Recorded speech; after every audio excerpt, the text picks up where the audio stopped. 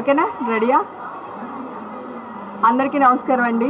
ఇవాళ దుర్గమ్మ వారి దర్శనానికి వచ్చాను. ప్రతి సంవత్సరం వస్తాను, ఈ సంవత్సరం కూడా వచ్చాను. ఈ సంవత్సరంలో ఒక ప్రత్యేకత ఉంది. ఆ దుర్గమ్మ తల్లి లాస్ట్ ఇయర్ నా మీద మీరందరూ వేసిన నీలాపు నిందల్ని తుడిచిపెట్టింది.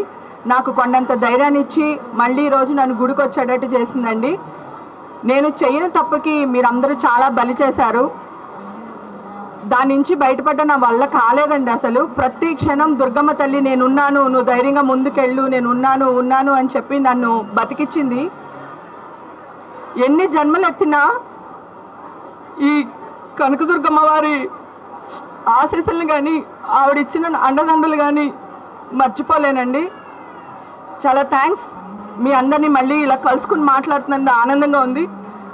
ప్లీజ్ దయచేసి మీరు ఏదన్నా న్యూస్ వేసేటప్పుడు నిజాలు తెలుసుకుని వేయండి. మీరందరూ చాలా పెద్దవాళ్ళు, గొప్పవాళ్ళు, చదువుకున్న వాళ్ళు, సంస్కారవంతులు.